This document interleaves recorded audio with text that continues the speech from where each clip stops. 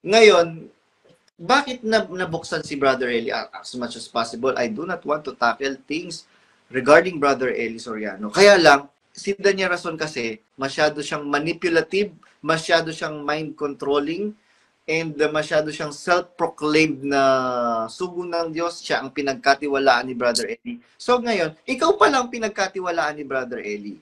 So, ibig sabihin, Daniel Rason, naniniwala ka na si Brother Eli na uncle mo, sugo ng Diyos.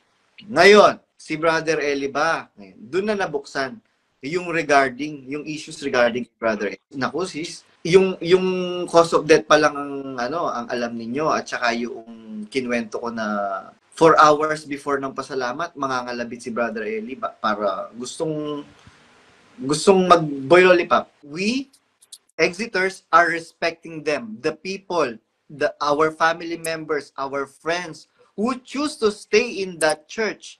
Ang Exactly. itinig lang naman natin, respeto eh. Ang itinig Exactly. yung pag-ibig. Tapos, Exactly. you are not loving us. Nag-exit lang naman kami. Kaya nga. Brother John Michael Lachica, shout out lang kay Brother John Michael Lachica, heads up. Sabi niya, nananahimik na dapat kami.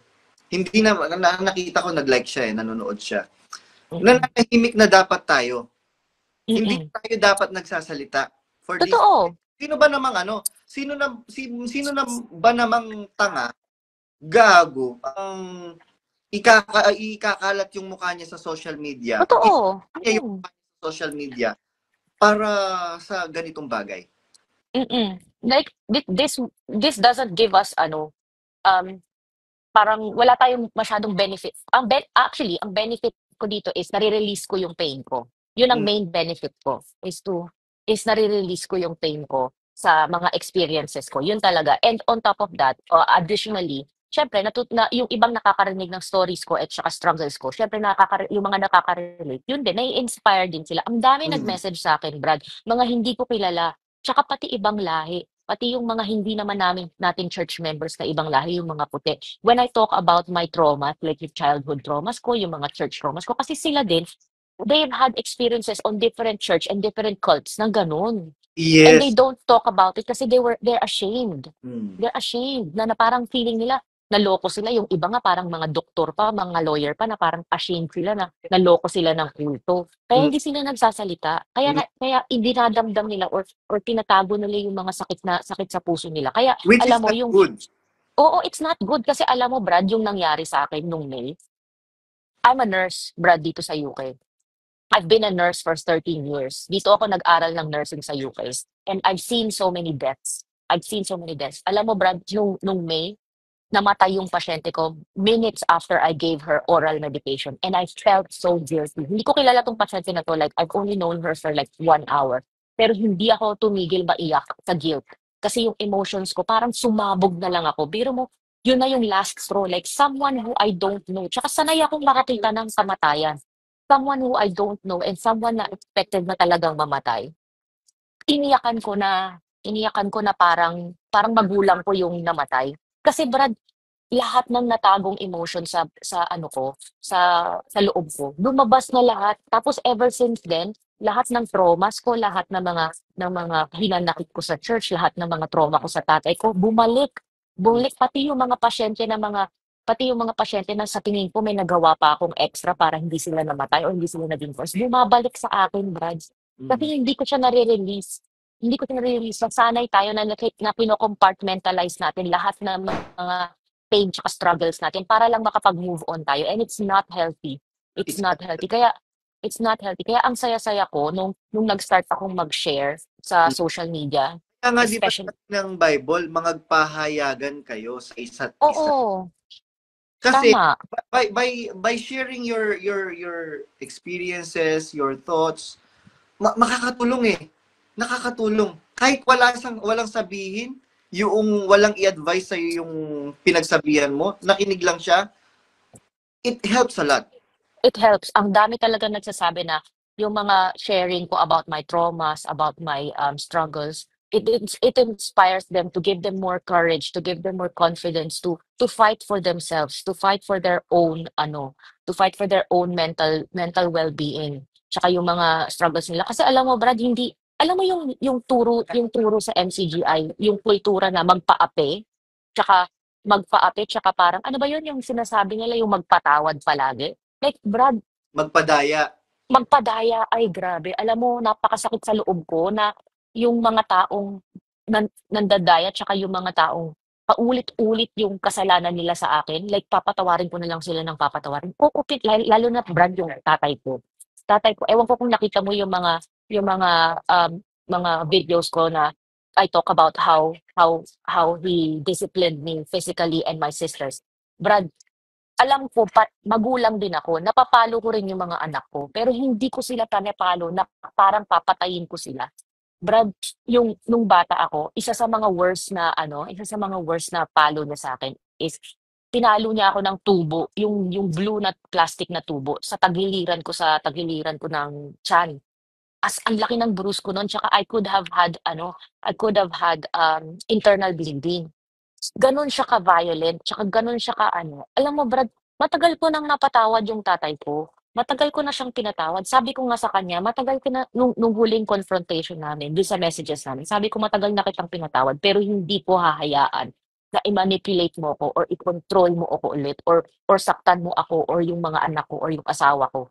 Hindi ko hahayaan. Pinatawad na kita sa ginawa mo, pero hindi ko hahayaang uulitin mo ulit sa akin." Puwede Mm. naman tayong magpatawad, eh. Hindi porket nagpatawad na tayo ibig sabihin okey lang na ulit-ulitin nila yung ginawa nila sa atin, 'di ba? Kasi ang Exact. sakit, Brad. Totoo yun. Yun yung mali na naituro sa atin. Kaya siguro ako, maraming nagme-message sa akin, napakatanga mo din, Brad Badong. Bakit? Biro mo, minamaltrato ka pala ng royal family, tapos tumagal ka sa kanila ng more than 20 years. Yun nga yung aral kasing itinuro sa atin, bakit Oo, kayo padaya? oo, Kaya kaya alam ng pamilya ni Brad Josel Malyari kung ano yung pinagdadaanan ko doon. Sila mismo yung saksi. grabe. Pero mo, pupunta ng Canada yung parents ni Rason with Danya Rason. Tapos, kakausapin ni Transa at saka si Brad Josel ni Danya Rason. Alam mo ba, inaway ako niyan. Tapos kung ano, magagalit. Initial reaction ni Brad Josel Malyari, magagalit siya. Pero, after few minutes, uhupa yung galit niya. Sinasabi, kinukwento, bakit alam ko, kinukwento ni si Ranza Malyari, yung asawa ni Brad Joseph Malyari. Alam mo ba, after few minutes, uhupa yung inis ni Kuya Jok mo sa'yo. Ang sasabihin niya, hindi pa naman natin alam yung side ni Badong eh. Ba't tayo magagalit kay Badong? Yun yung hindi inalam ni Danya Rason. Biruin mo, nagsumbong si Danya Rason na kesyo ganito ganyan. Tapos agad-agad pinablock ako at pinaka-character assassinate ako. Hindi ba, doon ko napatunayan, walang Diyos itong samahan na to. Walang Diyos. Hindi sa Diyos itong samahan na to. Biro mo, pumayag tayong i-manipulate, gamitin nila for so long a time. Ginugol ko sa kanila yung kabataan ko. Ni isang pagkakataon, hindi ko man nagawa. Sa mismong mga magulang ko, biological parents ko, Yung mga nagawa mo para sa kanila. para sa kanila. Mm. Never. Ni isang panahon. Ni isang instansya, hindi ko man nagawa. Nagkasakit yung tatay ko, nagkasakit yung mother ko, hindi. Pagka magpapaalam ako na uuwi po muna ako, dadalaw po muna ako sa Hindi, marami tayong gagawin. Grabe. Para sa gawain, etc. So, at hindi ka na makakauwi. Oo, grabe. Pahirapan pagka magpapaalam. Saka, Grabe yung control talaga. yes, pag nagpaalam kang uuwi ka na, aalis ka na, gagawa na sila, they will make stories. Tapos alam mo pa ang nakakainis, dahil 'di ba yung mga yan, like yung mga kapatid, yung mga leaders, yung mga ganyan, kapag may mali silang nagagawa or may mali silang mga gawain, like ang aral nila is wag mong tignan yung tao, tignan Mm. mo yung aral tsaka yung Diyos. Eh, paano? Ipaghihiwalay yung paano mo ipaghihiwalay yung tao na nagpe-preach nung aral dun sa aral? Eh, siya yung Mm. nagpe-preach nung aral, eh, 'di ba? Exactly. So, paano mo Sila yung ihihiwalay yung example oo, natin. exactly. So, Kaya kung nga mali ako, yung nakikita mo yes, mm, kaya nga ako mm, sis, never akong papasok dyan na magtatayo ng religion. Bakit? Mm, I know my flaws very well. mm, I am not fit to that kind of thing. I, mm. I do not want my God to be criticized by people dahil sa mga flaws ko. Exactly. Kasi tao din naman tayo, 'di ba? Exactly, exactly. Kaya yun, Tapos mahirap na mm. mahirap na obligation. Ngayon, bakit nabuksan si Brother Eli as much as possible? I do not want to tackle things regarding Brother Eli Soriano. Kaya lang, si Danya Rason kasi, ah, masyado siyang, ah, ano bang tawag dito? Masyado siyang manipulative, masyado siyang mind controlling, and masyado siyang self-proclaimed na sugo ng Diyos. Siya ang pinagkatiwalaan ni Brother Eli. So ngayon, ikaw pa lang pinagkatiwalaan ni Brother Eli. So ibig sabihin, Danya Rason, naniniwala ka na si Brother Eli na uncle mo, sugo ng Diyos. Ngayon, si Brother Eli ba, ngayon, doon na nabuksan yung issues regarding Brother Eli. As much as possible. Naku, sis, yung cause of death pa lang ang alam ninyo at saka yung kinwento ko na 4 hours before ng pasalamat mangangalabit si Brother Eli para gustong mag-boy lollipop. Pero Tapos ano yung cause of death niya? yung sinabi ni Mama Mary Myra Rason, Wala talaga akong alam. ah, tatlo sila, Alam mo wala talaga akong alam. tatlo silang nagniniig. Hindi ko na okay, nagets ko na. Ayun, tatlo Nagets sila. ko na. Yun, siguro yung libido na over. Ah, talaga? Yes. Actually, yung atake ni Brother Eli na yon na kinamatay niya, hindi yun una. Meron series of pa na inatake na siya before. And isa sa mga series ng pagka-atake niya, I was there. And I Grabe. attest to what happened. Doon nga yung nakita ko na nakaubot-ubad sila na nasa bathtub. Tapos si Brother Eli nakalungay-ngay na sa bathtub. Binuhat namin, nilagay namin siya sa bed. Wow. Umiiyak na yung ibang pinon. Oh my God.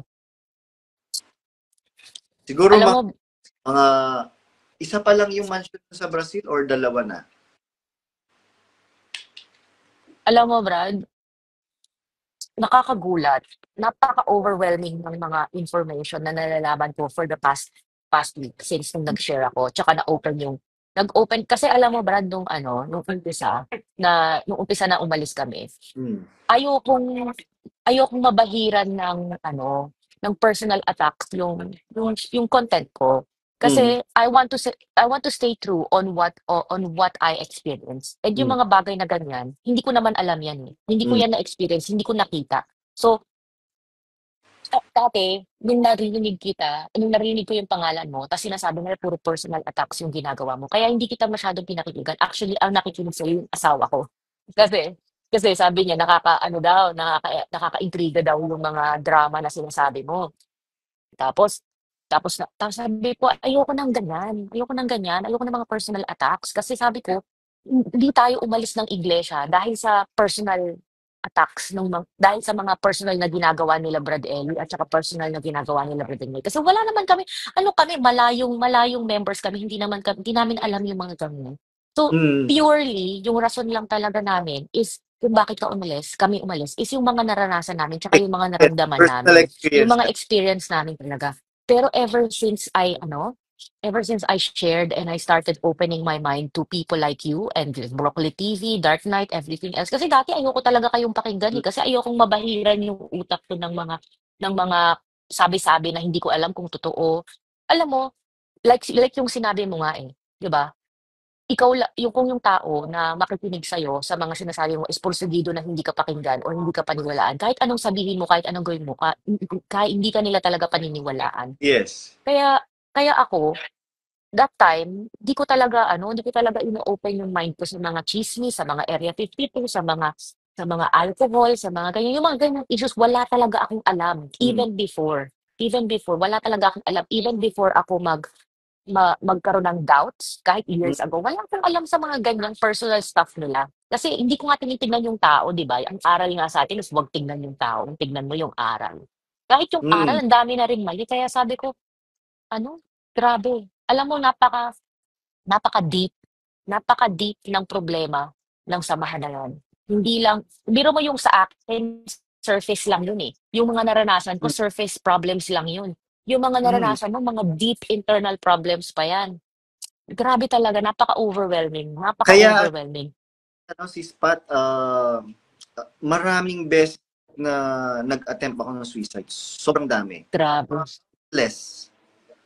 I would imagine and I would totally understand. Kasi sa naranasan mo, tsaka sa nalalaman mo, grabe. Ako hindi ko kakayaning magtagal ng ganyang katagal kung gaano ka nagtagal. Kasi ano ako eh, I think it's part of my disorder, my bipolar disorder, na yung personality ko is yung ayoko nagpapaapi, Mhm. ayoko ayoko talaga. Kaya kung sa akin nangyari yung nangyari sa'yo, hindi ako magtatagal ng ganyang katagal. Tsaka kung yung mga nalalaman ko, hindi ko titiisin. Hindi ko titiisin. And Ako, I totally understand. Spot, meron akong character na pagkatama ako, pinaglalaban ko. Mm. Pero hindi mo kasi po pwedeng gawin sa kanila eh. Pagka ginawa mo yun, nakita ko yung pattern nila, lahat, all of them, nakita ko yung pattern nila. Actually, pati sa mga ANP, kaya nga, or alok pa ako sa family ni Brad Josel eh. I was thinking na ganun din sila. Pero later on ko na lang na realize na hindi pala ganun yung family ni Brad Josel Malyari. Na papasamain ka nila kagaya ng ginagawa ng pamilya Rason, pamilya Soriano, yan. Pati yung pamilya ni Don Capulong. Sa bagay, yung si Don Capulong lang naman yung ano ganun sa pamilya niya. Biruin mo, there was an instance na merong unan yung mga ano, 'di ba, yung mga couch. Merong Mm. yung sandalan. Oo. Inano ako ni ano, apat kami or lima kaming nag-open forum na mga kasambahay ni Don Capulong. Sa La Vista 'yon, tandang-tanda ko 'yon. Doon sa ah, kwarto ng mga magulang ni Daniel Rason, yun yung pinakamalaki eh. Kinuha niya yung una na yon, tsaka niya ako pinaghampas ni Don Capulong. Sabi niya sa akin, demonyo ka, demonyo ka. Tapos pag ganyan ko, nagvi-video yung kapatid ni Daniel Rason, Lisel Capulong. Sabi ko, bakit may video? Bakit may camera? So, naisip ko na agad na iniintay nila ako na magsasalita para meron silang ipanlalaban sa akin. They will provoke you. Pag na-provoke ka nila, ika-camera ka nila. Hindi Grabe. kakaila yan. Don Capulong at saka Lisel Capulong. Alam ng pamilya Malyari yan. Kaya nga awang-awa sila sa akin. Hindi nyo maikakaila yan. Matagal ko kayo tiniis. Yun. Grabe. Tapos when we were in Singapore, si Spat, merong 3 araw akong naglayas noon dahil sinuntok ako nung mother ni Daniel Rason. Nabigla ako. Sabi ko, kaya nga ako umalis sa previously religion ko kasi ganito ganyan. Tapos ito yung mararatnan ko. Ang ginawa ko nun, nag-overpakod ako, tumalon ako sa bakod namin sa Singapore. Tapos, yun, natakot ako, baka pag uwi ko, bububugin naman ako ng tatay ni Daniel Rason. Grabe naman. Ano sila, marahas sila. Silang pamilya, marahas sila. Daniel Rason, hindi mo may kakailayan. Kaya nga, di ba, yung kapatid ni Islaw Soriano na pinsang buo mo, pinagbubugbog mo, naging lantang gulay. Kaya nga, yung mother niya, lumipat sa Iglesia ni Cristo. Sino ba namang matinong nanay na makikita yung anak niya na binugbog ng kinikilala nilang sugo ng Diyos? Meron bang ganon? Grabe, ang daming ano, daming kalokohan talaga. Ang daming kalokohan talaga, lalo na ngayon yung sa Singapore. Biruin mo, kanina meron akong kausap na closet sa Singapore. Sabi ganyan, nagpasalamat si Monet Naboa, na asawa ni Robert Naboa, na TP sa Singapore. Ang sabi niya, ni Monet Naboa, pinapatawad ko na ang lahat ng mga gumawa ng kasalanan sa akin at sa aking pamilya. Ang kakapal ng pagmumukha ninyo, kayo na nga ang umabuso. Kayo na nga ang nagbulsa ng pera ng mga kapatid dyan sa Singapore. Inabuso nyo na, pati ang, hindi lang bulsa ng mga kapatid, pati yung damdamin nila, yung kanilang kaisipan. Tapos kayo pa ang may gana na magsabing pinapatawad nyo na yung mga kapatid na gumawa ng kasalanan sa inyo. Ang kakapal ng pagmumukha ninyo. Ganon sila, si Spat, kakakapal ang pagmumukha. Si Spat, wala kang sound. Ayan. Ayan, sorry, yan. Yan, napindot ko pala. Grabe talaga, grabe. Ang dami kong bagong nalalaman. Lalo hindi lang sa'yo, pati yung kay Doc J, yung recent live ni Doc J, like about sa pera. Alam mo, Brad, even before, nung bago pa lang kami dito sa UK, napapansin ko na yung issue sa pera eh. Sa UK pa lang, like yung ano lang, yung kalakaran nila kung paano nila gamitin yung pera sa UK. Alam mo, there was a point in my life na kahit yung buong sweldo ko binibigay ko sa kanila. Tapos malaman-laman ko yung kung paano nila gamitin yung pera. I mean, hindi ko naman sila inaakusahan na kumukuha sila ng pera or nag or nagnanakaw sila. Pero the way they manage the money, like they alam mo, yung mga namamahala sa UK, yung mga leaders dito sa UK, hindi naman sa pang maliliit, pero mga wala silang pinag-aralan, bro. Tapos yung mga taong may alam sa finances tsaka economy, tsaka mga kalakaran dito sa UK, tsaka kung ano yung mga dapat gawin, hindi nila pinakikinggan.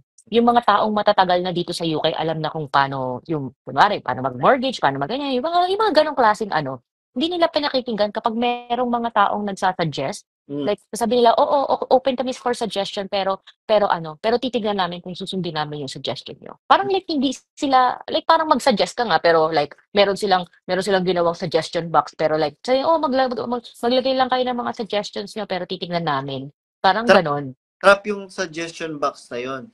Iginigage nila kung sino yung yung mga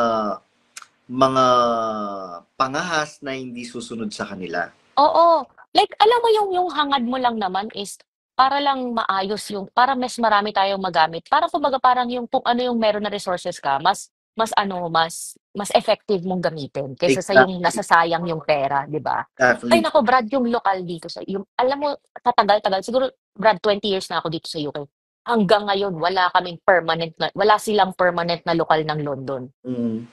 Like until now, kasi 'di ba nung nagka-pandemic na nasara lahat ng lokal, pero mo 5 years after pandemic, wala pa ring lokal ang London. Mm. Brad, London is so rich. Mm.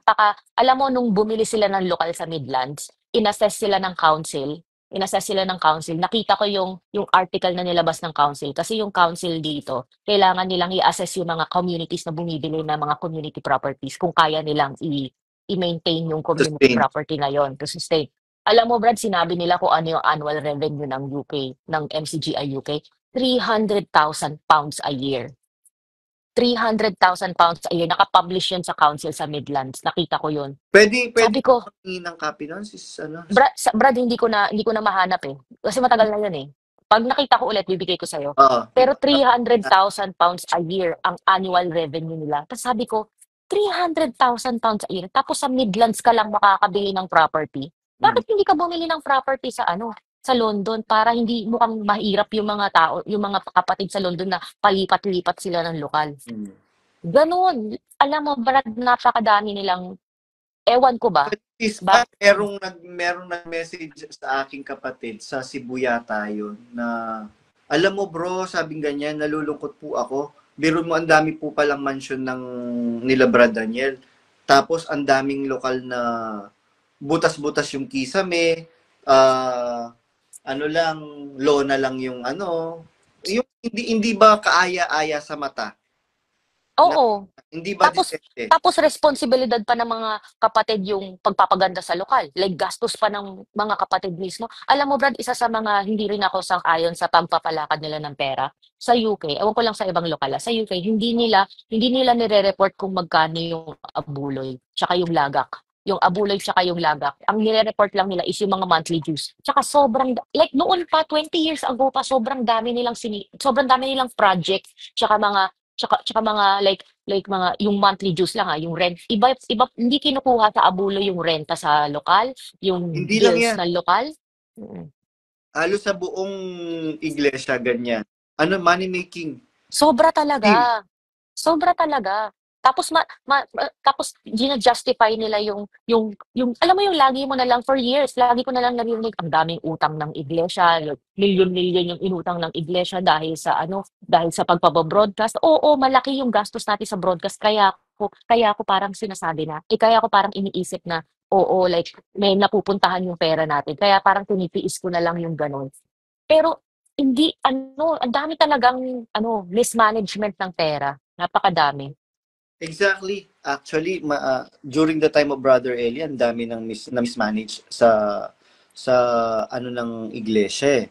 Kasi ano eh, uh, hindi ka po pwede, you are not open to, well, hindi, compare naman kay Brother Eli, mas open naman siya kahit papano for suggestion.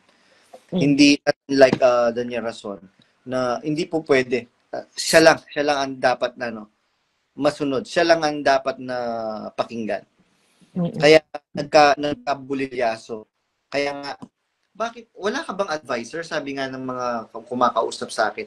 Brad Badong, wala bang advisor si Brad Daniel? Bakit ganyan yung ano? Kung hindi ka siguro kaya pinablank at pinakarakter assassinate, walang badong na lalabas. Mm, Hindi mm, matunog ang mga exeter. mm.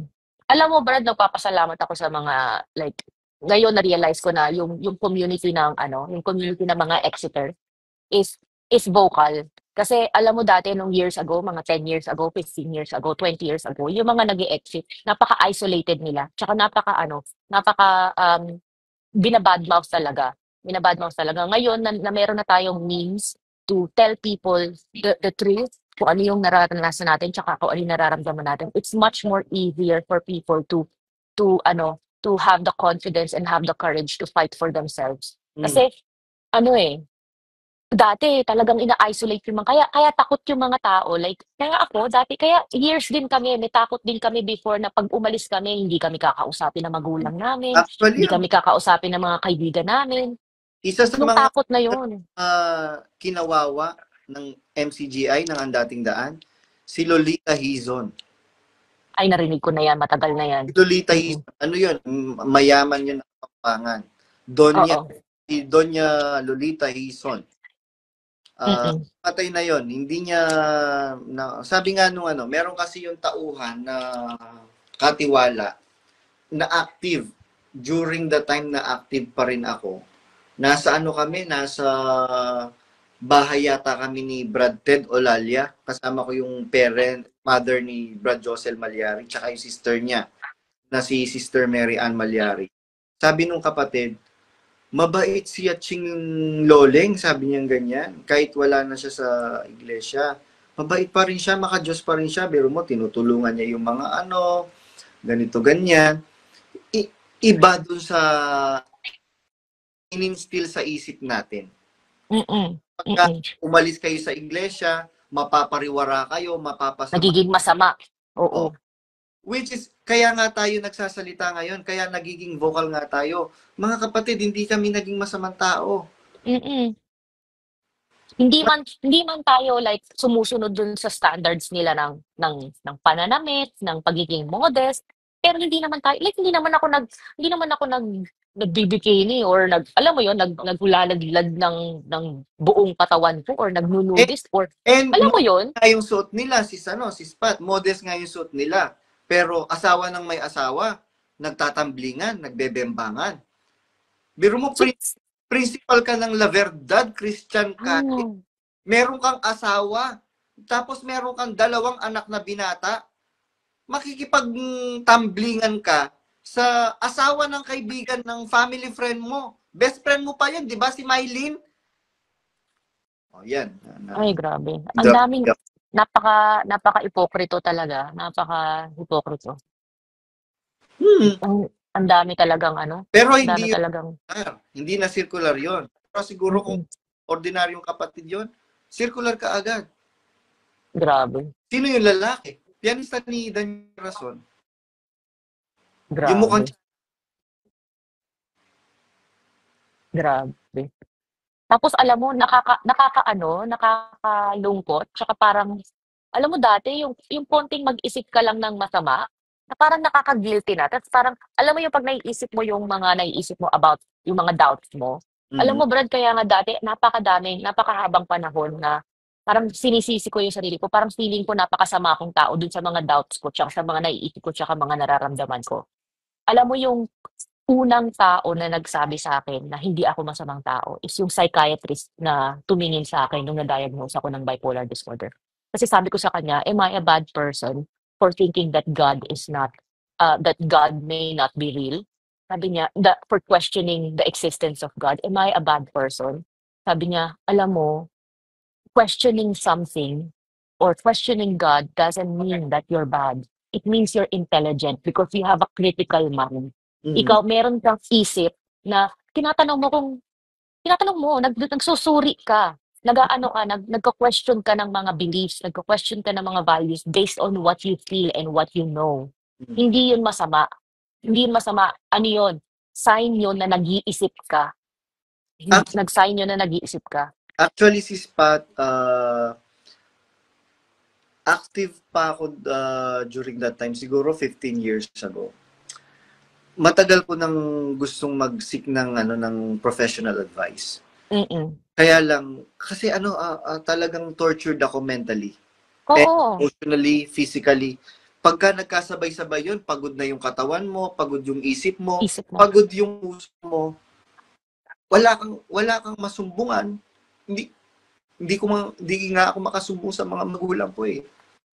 Na Alam mo, Brad, mag-start ka. Talk to your parents. wala na Talk to I Ay, don't wala ka have ng help. magulang? Oh, I'm so sorry to hear that. Meron akong kaibigan na closet na counselor. Hmm, Ano ka ba sabi kong ganyan? Psychiatrist ka ba? Psychologist ka ba? Parang ganon, sabing ganyan. Nagka-counsel kami. mm. Yun yung profession ko, sabing ganyan. Gusto kita makausap kasi gusto kong mailabas yung mga pain ko, yung mga sugat ko, sabi kong ganyan. Napapanood ko lahat ng videos mo, sabi niya. And what you are doing is the right thing. You are doing the right thing. And it will help you a lot para gumaling yung mga sugat mo. Totoo, totoo. Kaya lang, well, hindi naman natin mapiplease ang lahat. Ngayon, na ako eh. Dumating ako sa punto ng buhay ko na 6 plus 1 is equals 10. Okay na rin yun. Okey na, bahala ka kung anong gusto Bahala. mong paniwalaan. Oo, Kasi hindi nyo naman naranasan yung naranasan ko eh. totoo. Hindi naman kayo yung sinabihan na demonyo. Hindi naman kayo yung sinabihan na marami si Spat. Naku, sobrang dami. Sobrang daming biro mo pagod ka na. Hindi ka po pwedeng, lalo na nung nasa Brazil kami, baligtad yung oras ng Brazil at saka Pilipinas eh. Naranasan din namin yan sa UK. Biro mo baligtad yung magpapasalamat kami mula gabi hanggang madaling araw. Hindi Oo. kami tulog, tapos pagkatapos ng pasalamat, gising na yung mga batang inaalagaan namin. Mm-mm. Alam mo ba, talagang lugaw na yung isip mo. Tapos Mm-mm. sabihan ka ng magulang ni Danya Rason na tarantado ka. Magulang ko nga, hindi nga ako sinabihan ng ganun eh. Tapos kayo na inaakala kong dapat lilingap sana sa amin, marinig ko yung ganun. Tinuring mo na nga silang magulang mo, di ba? Yes, I treated them, I considered them as my parent in the Lord, pero they did not consider me as their own. Mm-mm. Sobrang tortured ako that time. Kaya nga sabi ko, kung meron kang series of ganyan, mas marami ako. Naku, si Pat, sobrang dami. Alam mo, Brad, yung trauma na naranasan mo, it's very, very overwhelming talaga. Yung trauma. I mean, lahat tayo, like sinasabi ko nga lahat tayo may traumas. Kahit na gaano kaliit o gaano kalaki yung trauma na naranasan natin, it should not invalidate other people's trauma. Kahit na sabihin natin malaki yung trauma mo or malaki yung trauma ko, it doesn't invalidate our traumas kung gaano kalaki yung naranasan mo or gaano kaliit yung naranasan ko. It's all traumas. Pare-parehas yan ng trauma. Trauma. Oo, and we all deserve to heal. To We heal. all deserve to heal. We all Kasi deserve to heal. Tayo, hindi naman tayo pare-pareho ng ng kakayahan para ma-cope up Totoo. yung trauma, 'di ba? Totoo yan. Iba-iba tayo ng ways. Yes, actually si Spat yung last na pangyayari na insidente sa Pilipinas, 2023 yata yun, kung di ako nagkakamali. Nung unang umuwi ng Pilipinas after so many years, yung pamilya ni Brad Joseph Malyari. Narinig kasi ni si Sranza Malyari na mag-iingat kayo kay Badong dahil lalo na sa pera. Alam ng pamilya Malyari, wala akong history sa pera. Dahil sarili kong pera, ginagastos ko sa pamilya Malyari. Pagka ilalabas ko yung mother ni Brad Josel, na walang alam si Brad Josel, pinapakain ko, tinitid ko sila sa labas, once a week, twice a week, minsan. Kasi tinuri ko silang pamilya. Tapos, nung nangyari yun, nangyari yung insidente na sinisiraan ako nung mother ni Danya Rason. Nag-burst out na ako. Chinat ko siya. Sabi ko, Mami, di po ba meron po akong report sa inyo nung pumasok na pera doon sa Airbnb dyan sa Apalit. Sabi ko, naalala ko po parang may duda po kayo. Sabi kong ganyan. Wala, ganito, ganyan. Sabi ganyan. Tapos, Mami, sana po, tumigil na po kayo sa paninira sa akin. Hindi ba sabi ng Biblia ganito, ganyan? Nagmaang-maangan siya. Ha? Ano yun? Ang ginawa ko, tinawagan ko siya. Nagsisigaw na ako. Narinig ng pamilya ni Brad Josel. Tapos, yung subdivision kasi na yun sa Pampanga, exclusive subdivision yun. Parang Forbes Park ng Pampanga yun. So, naglabasan yung mga tao sa mga mansion yung mga bahay doon sa village na yon. D-Zone Estate, kung di ako Tapos, ang ginawa ko para less commotion, pumasok ako sa kotse ko, doon ako nagsisigaw. Ginawa ni Sis Mary Ann Malyari, na kapatid ni Brad Josel Malyari. Pumasok din siya, pinapasok ko para meron akong testigo. Tapos ang ginawa ko, habang kausap ko siya, na-loudspeaker, yung phone, kausap ko yung mother ni Danya Rason. Sabi ko, hanggang kailan po kayo hindi titigil? Lahat kami pinapasama ninyo. Sabi kong ganyan. Tapos, narinig kapatid ni Brad Josel yung lahat ng pinag-uusapan namin. Tapos, sinusuntok ako dito ni Mary Ann. Sabi niya, Jay, kill ka na. Sabi ganyan. Hindi, kapatid, sabi ko, kailangan malaman niya na demonyo siya. Tapos, Pat, talagang inano ko yung yung gas, inapakan ko na matindi. Ibabangga ko na talaga eh. Kaya lang naisip ko meron akong pasahero.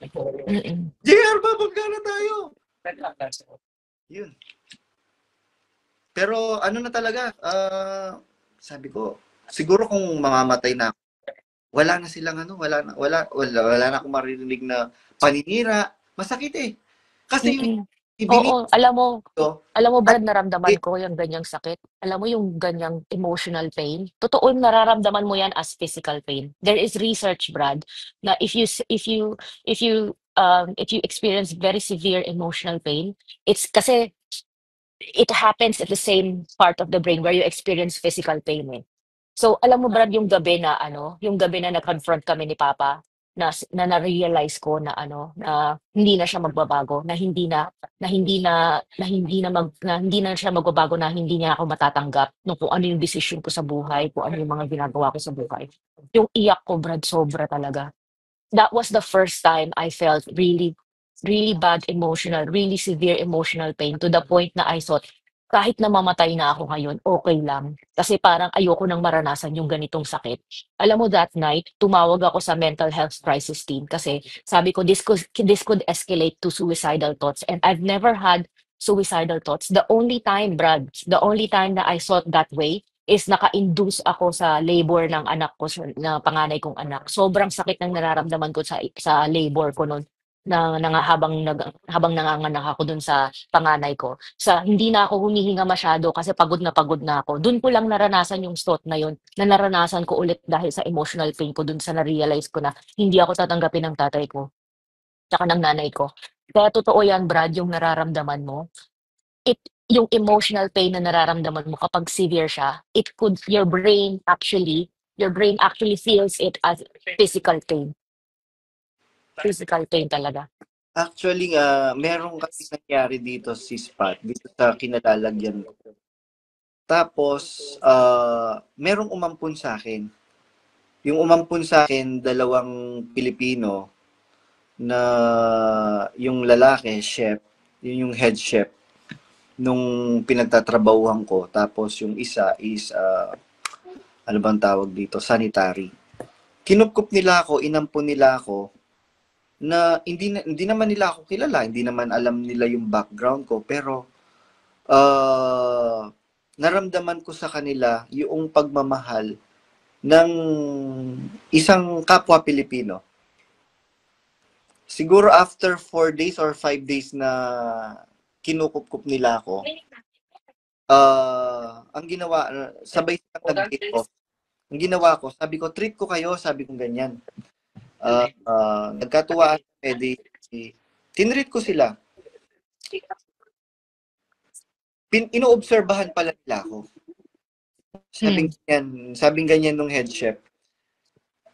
2 days ka pa lang dito, Toy. Sabing ganyan. Toy kasi ang tawag sa akin. Mas matanda kasi siya eh. 2 days ka pa lang dito, Toy. Nakita ko, stress ka. Sabing ganyan. Naawa ko siya. Hindi ko alam kung paano kita matutulungan. Sabi niya ganyan. Bukas, sumama ka sa akin. Isasama kita sa trabaho ko. Ilalapit kita sa boss ko. So, ayun. And so on. Dinala niya ako doon sa workplace niya. Pina-interview niya ako sa boss niya. Yun. Hanggang na-hire ako. Tapos, sabi ko, nakita ko yung, dapat pala, mag-a-adjust din ako. Hindi po pwedeng yung mga tao sa paligid ko ang mag-a-adjust for me. So, I have to adjust also for them. Kaya may mga nangyari kasi, hindi ko lang po pwedeng detalyihin. May mga nangyari, hindi po pwedeng kasing i-blame natin lahat ng nangyayari to other people. Alam mo, Brad, totoo yan. We are responsible for our own healing. Mm. Hindi man tayo, obviously, ang nag-cause ng trauma natin or ng mga nangyari sa atin. Pero tayo ang responsible. Kasi, alam mo, hindi ka magsa-start mag-heal kung hindi mo i-acknowledge na you're broken. Hindi, Exactly. mm, Exactly. mm. Kasi maraming tao in denial din. Like, okay, sasabihin nila, okay lang ako, kaya ko 'to. The first step is to accept that you are broken and that you need healing, that you need support, that you need help. May nabasa nga ako eh, you need to love yourself enough to seek help. And then you need to love the people around you that you let them help you. So, Mm, wag tayong ano, like, i-ano natin, sorry, 1 second, kuya. Yun. Ang ganda nung sinabi ni Sis Pat. Actually, isa sa mga nakatulong sa akin, yung interview ni Yeng Constantino. Nagkaroon kasi ng problem psychological problem yata si Yeng Constantino. Tapos nag-aaway na silang mag-asawa. Hanggang dumating sa punto na lumalala na yung problema nila sa marriage nila. Hanggang dumating sa point na nag-seek sila ng professional advice. Tapos yun, hindi alam pala ng na pati yung lalaki meron ng problem psychologically. So, pareho silang nag-heal. Hindi kasi it's very easy for us to judge people, to judge other. Yan, may sayad yan, may psychological issue yan. Na without knowing na tayo pala, meron na rin. Kaya, ayun. I hope itong talakayan with Sister Patricia ay nakatulong sa marami. Para pare-pareho tayong mag-heal. Sorry, Ayun. kasi kinakausap ko yung technician eh.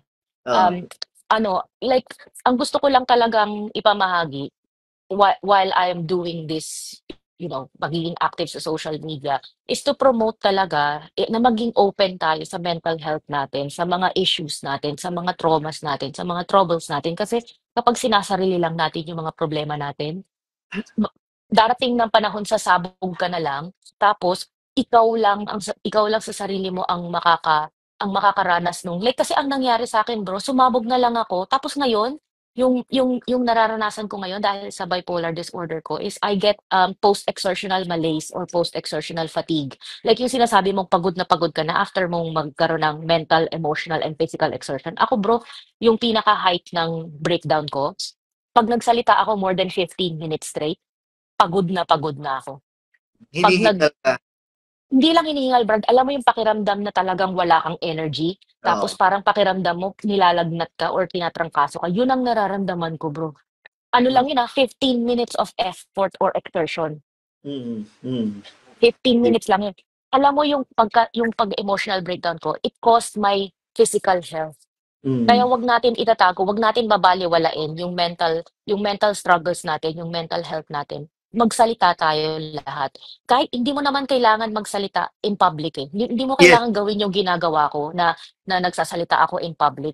Mm. Magsalita ka sa best friend mo. Mm. Kahit sino na willing makipag-usap sa'yo. Tsaka always, kapag severe na yung nararamdaman mo to the point na you want to harm yourself or you want to harm other people, seek professional help.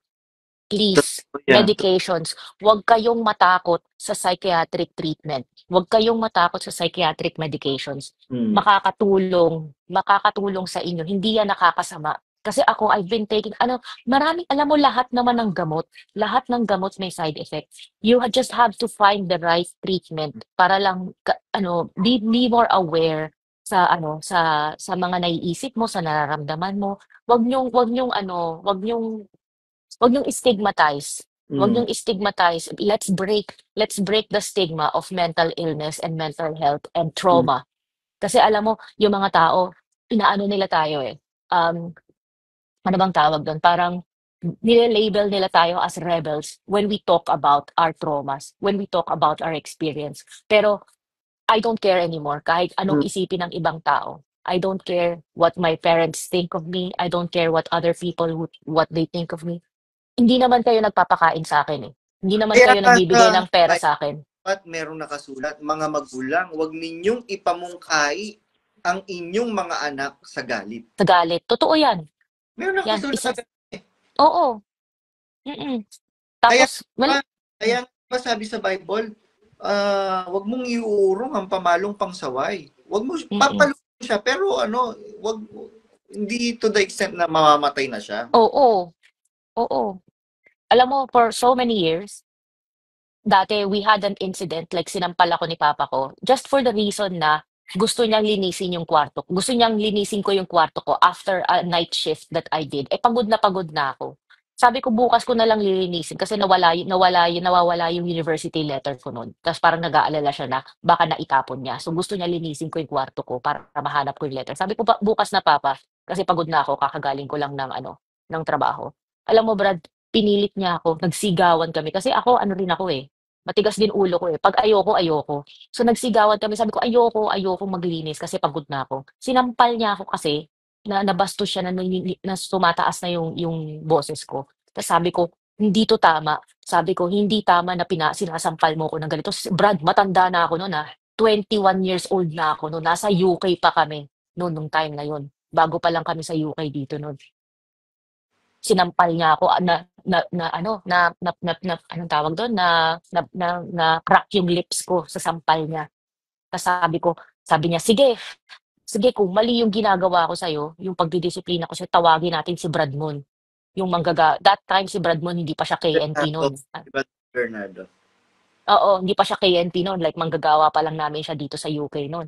Tapos dumating si Bradmon, tapos sinabi niya na hindi sa lahat ng pagkakataon may tama at mali sa isang sitwasyon. Tas sabi niya, yung paraan ng pagdidisiplina niya sa akin nga is hindi dapat nakakamatay or Mm. gano'n. So parang yung papa ko, naniwala lang siya na make it a little bit more another quote, "It looks see-through." Yeah, sorry, naniwala lang siya na mali yung ginagawa niya dahil sa authority ng manggagawa. Dahil sa authority ng manggagawa. And I'm like, ano yun? 'Di ba? Mm. Ba't sa para lang para lang para lang matigil yung malaman mong mali yung ginagawa mo, kailangan mo pa ng approval or ng manggagawa sa iglesia kasi yun lang yung authority. Kaya Validation oo, kaya ano lang mo papa ko, to panatiko talaga justify. yan. Oo, to Mm. justify yung ginagawang Yung mali. ginagawa niya, oo, Kasi ano, oo. empathy lang naman eh. Pagod na yung anak mo eh. 'Di ba? Hindi Oo, kung mahal mo yung anak mo, 'di ba po pwedeng pagod na. O, sige anak, bukas na lang o kaya ako na lang ang maglilinis. oo, 'di ba? Wala, eh. Alam mo kaya nawalan na ako ng pag-asa. Nawalan na ako Mm. ng pag-asa na mababago pa sila. Na kahit Mm. malamang tumanda na sila diyan sa iglesia na 'yan. Wala na, Hindi okey lang sa sa'kin. si Spot nung una tayong nag-message, 2 days ago yata 'yun or 3 days ago. Hmm, So, sana wag pong maapektuhan yung faith nyo kay God. Tapos sabi mo, mm. ah, parang ah, I'm I am rebuilding my faith. I'm Mm, rebuilding faith, sabi mo ganyan. Hindi mm. naman kita inano, 'di ba? Hindi naman kita Oo, sigawan, hindi naman kita oo, kinonfront. Sabi ko, mm. ano lang, slowly, slowly. Slowly, slowly. Alam mo, kahit na question ko yung existence ni God, in the end, tsaka like alam ko sa puso ko may Diyos. May Diyos. Alam ko sa puso ko may Diyos. Kaya nga, merong instances dito na naglalakad ako pagka gabi, madaling araw, titingala ako sa langit. Totoo ka ba? Mm. Totoo ka ba? Kung totoo ka, di mo ba nakikita yung Yung mga nangyayari sa'kin. bakit? Mm, Bakit mo pinapahintulot ito? mm, Gusto lang naman naming mapaglingkuran ka. Bakit nagkakaganito kami ngayon? mm. After that, tapos na. Tapos na yung nasabi ko yung gusto ko sabihin, pero I am not mocking God. Mm, Hindi naman dumarating sa point na I am mocking God na.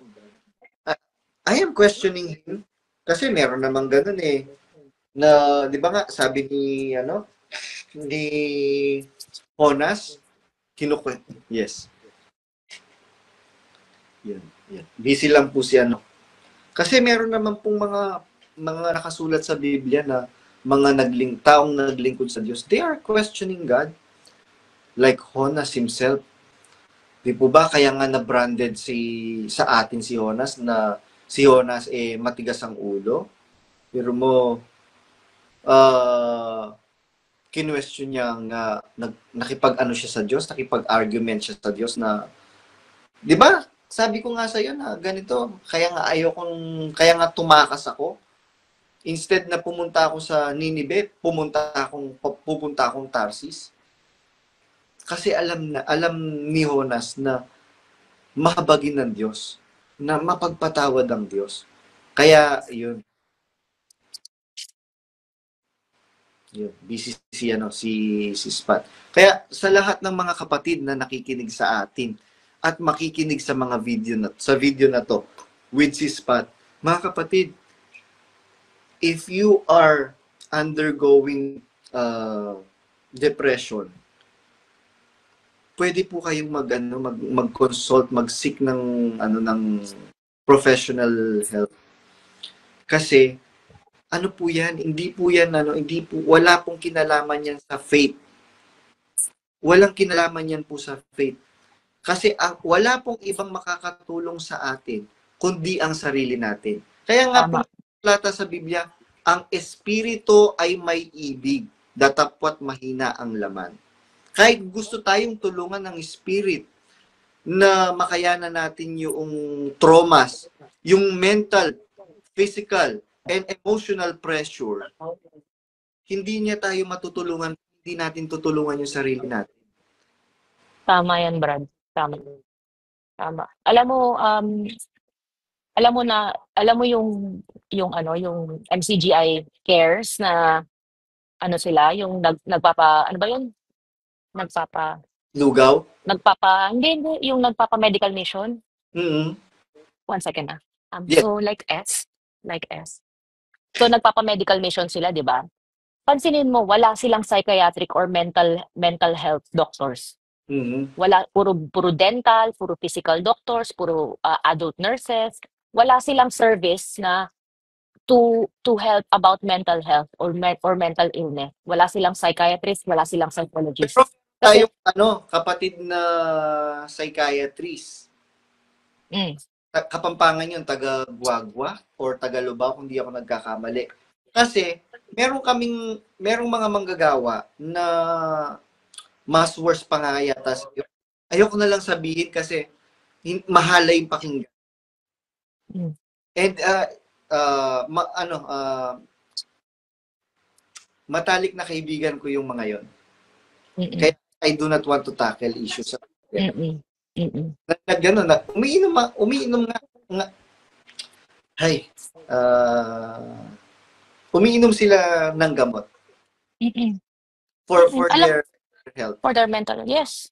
Kasi alam mo, Brad, ang mental health, it's a condition, it's a medical, kahit nasabihin mong it's a psychiatric or condition of the mind or of the brain, a little bit more please on the side. Kahit nasabihin mong it's a condition of the mind or the brain, dahil kaya kami nagkakaganito, dahil yung chemical sa loob ng brain namin, hindi siya regulated properly. Mm-hmm. Therefore, it's a physical issue, it's a physical condition na we cannot control unless we use medications and therapy. So alam mo, sobrang complex ng mental illness kasi you have to treat the physical, the brain, and then you have to treat the thoughts and the emotions and the mind. So dalawang klaseng treatment siya. Kaya nga magkaiba yung psychiatrist and yung psychologist. Yes. Kasi yung psychiatrist is yun yung nag-a-assess kung anong klaseng medications ang kailangan mo. Yung psychologist is yun yung nag-a-assess kung anong klaseng therapy ang kailangan mo. Yung mga talking therapy, cognitive behavioral therapy, trauma therapy, maraming klaseng therapy. So, alam mo yung recent sa video na shinare ni Brad Jan, na si Brad Jan ba yun or si Brad Jan ba yun or hindi ko na maalala kung sino, yung sinabi niya, yung kuning-kuning, yung may kuning-kuning. Ibig sabihin, ganun ang tingin niya sa mga taong may mental illness tsaka may mga mental health. Na parang we can control kung ano yung naiisip namin tsaka yung nararamdaman namin. Most of the time, hindi namin nakokontrol yung sarili namin. Most of the time, it's just, alam mo, ang lakas ng mga impulses ko tsaka ang hirap pigilan ng emosyon tsaka ng mga moods ko. Ang hirap, alam mo, recently nag-share nga ako dyan sa social media. pumunta kami sa father-in-law ko. Yung father-in-law ko tsaka yung mother-in-law ko, sobrang bait nila. Ano Mm. pa rin sila, they stayed in MCGI. Nasa Mm. MCGI pa rin sila. Pero sila lang yung kamag-anak namin na kumakausap pa sa amin. Kasi for them, anak pa rin nila kami. Tsaka apo pa rin nila yung mga anak namin. Siyempre mahal pa rin nila kami kahit na anong desisyon namin. Sila lang ang sila lang ang kumakausap talaga sa amin na tsaka tumatrato sa amin na parang walang nangyari. Mm. And andun yung brother-in-law tsaka sister-in-law ko, yung kapatid ng asawa ko. Hindi nila kami pinapansin, tsaka hindi nila kinakausap, parang wala lang din kami. Tsaka ganun din ako. Tsaka alam mo yung urge na konprontahin ko sila, tsaka parang awayin ko sila na na parang bakit niyo ako blinak, bakit niyo ako ganito, bakit ganyan. Alam mo, yung urge na ganun napakalakas. Mm. Pero dahil sa respeto ko sa mga in-laws ko, hindi ko na lang sila pinansin. Ang Mm. hirap, Brad.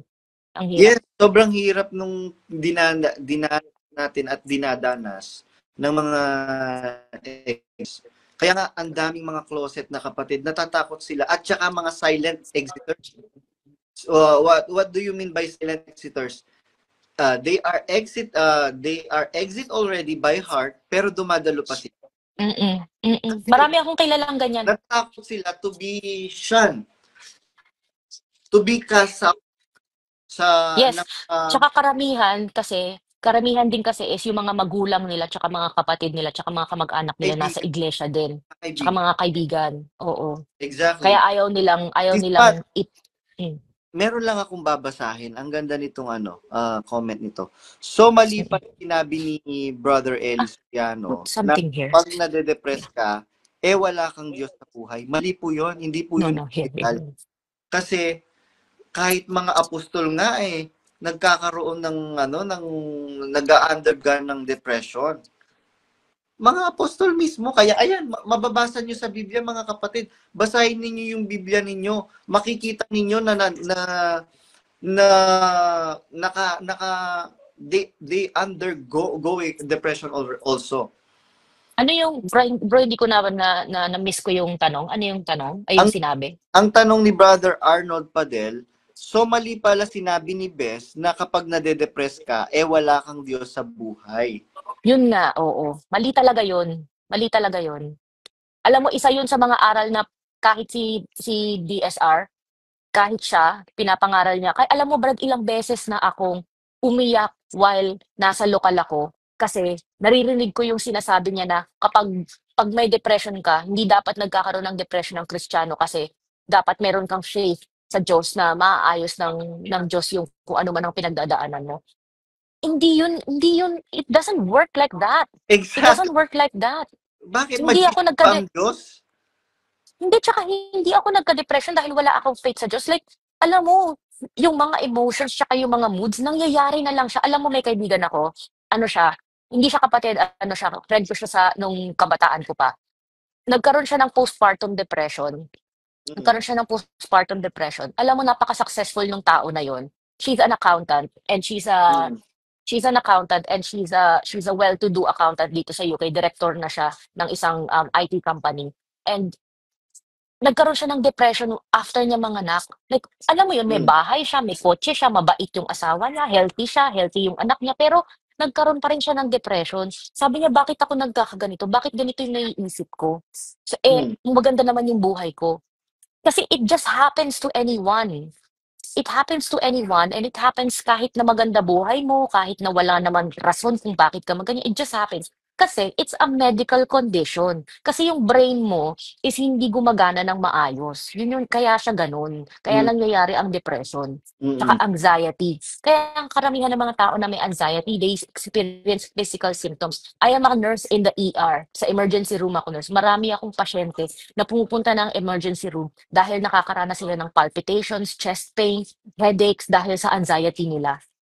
Kasi connected ang mind natin sa physical body natin. Kaya hindi yan basta-basta na hindi yan basta-basta na dahil lang sa faith mo or dahil lang sa iniisip mo, hindi yan ganun. Hindi, opo, hindi. Kasi unang-una, yung environment natin. Malaking factor yung environment tsaka yung genes. Yun din, genetically din. Genetically din. May mga taong mas genetically prone, like me, I'm genetically prone to have bipolar disorder. Nasa Kaya genes ko nga, yun. Pat, meron lang akong babasahing verse sa Bible. Kaya nga, meron nakasulat sa Bible si Pat sa Awit 103:40. Sabi ng Bible ay ganito, sapagkat nalalaman niya ang ating anyo, kanyang inaalaala na tayo'y alabok. Ang Diyos alam niya yung ano natin eh. Yung Mm. kung natin, alam niya kung saan tayo mahina. Kaya nga, Yeah, totoo yan. iniintindi niya tayo, inuunawa niya tayo. Mm. Totoo yan. Tsaka alam mo, may nabasa ako recently from a celebrity. Meron din siyang bipolar disorder.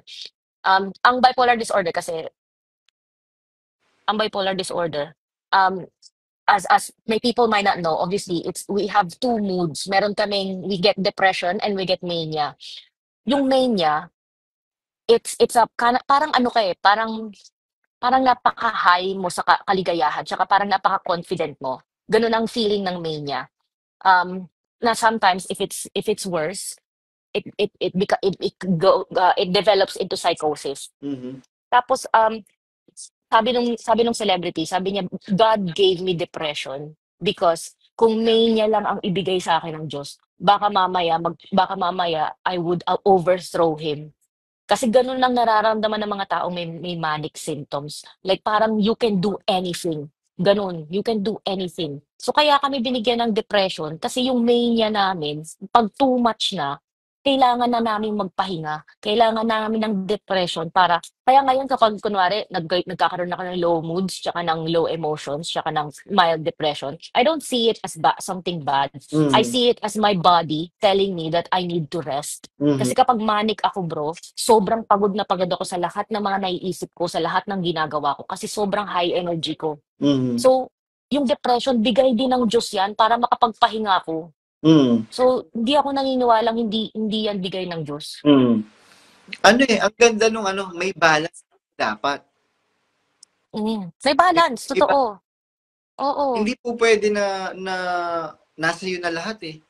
totoo yan. Kasi pag nasa iyo na lahat, Totoo, yung kagaya ka ni Haring Solomon, darating yung punto, itatakwil mo na siya. totoo, Which is totoo. good.